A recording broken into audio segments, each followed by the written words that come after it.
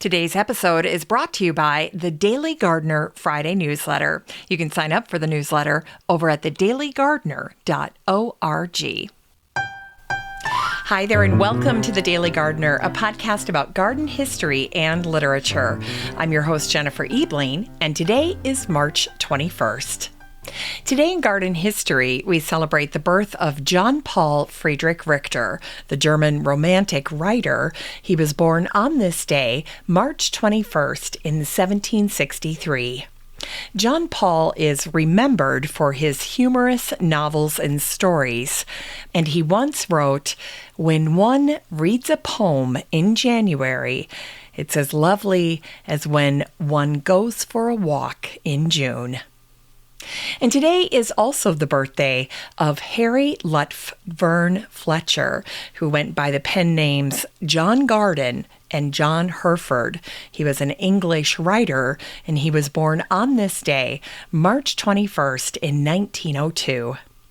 Harry wrote many books on gardening, and in his book, Purest Pleasure from 1948, he wrote, "Who has learned to garden, who did not at the same time learn to be patient?" And today we also wish a happy heavenly birthday to Richard Henry Martin Robinson, the gardener and professional horticultural photographer. He was born on this day, March 21st, in 1917. Richard was regarded as one of the top gardeners of his generation, and in 1955, he and his wife Helen began creating a spectacular garden at Hyde Hall, set on 400 acres and nestled among the prairie wheat fields of Essex. Helen initially started gardening as a way to brighten up the place. Gardening at Hyde was hard. The landscape there battles whipping winds and pitiful average yearly rainfalls. In summer, the clay soil is rock hard, and in winter, whatever moisture there is locked in the suffocating clay. Early on, trees, pines, evergreens, and heathers were installed to provide structure and winter interest. Then foxtail lilies and roses added color that the garden so desperately needed. Together, Richard and Helen transformed Hyde Hall into a garden masterpiece. And in 1993, nearly 40 years after the Robinsons bought Hyde Hall, the garden was gifted to the RHS. It's time to grow that garden library with today's book, The Essentials of Garden Design by John Brooks. This book came out in 2008, and it is a garden classic. John Brooks was a master garden designer who perfected his craft over 5 decades. And although John passed away in 2018, he is still regarded as one of the significant garden makers of the late 20th century.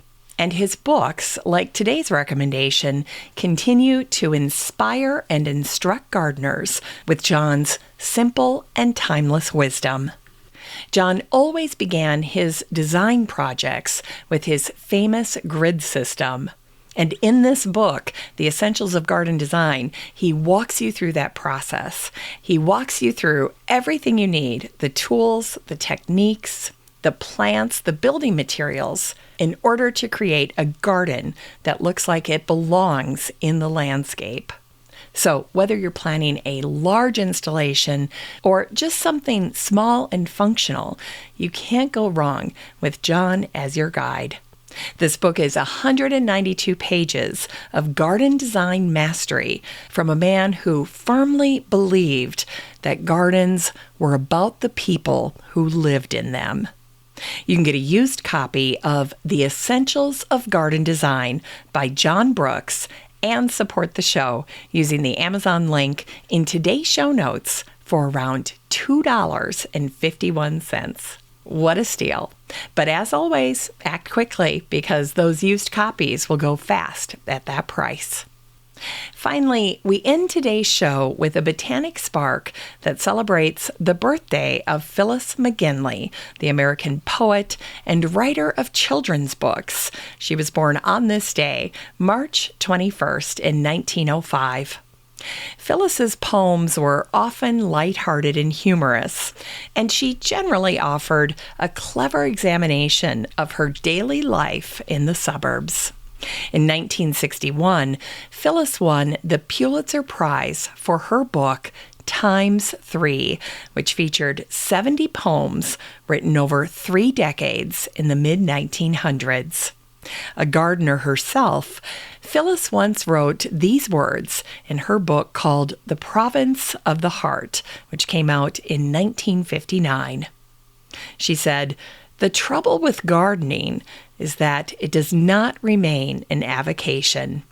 It becomes an obsession." And here's a little poem that Phyllis wrote called Daylight Savings Time. In spring, when maple buds are red, we turn the clock an hour ahead, which means each April that arrives, we lose an hour out of our lives. Who cares? When autumn birds in flocks fly southward, back we turn the clocks, and so regain a lovely thing, that missing hour we lost in spring. Well, that's it for today's show. Just remember that you have a standing invitation to join the free Facebook group for listeners of the show. The next time you're over at Facebook, just search for Daily Gardener Community, where you'd search for a friend and then request to join.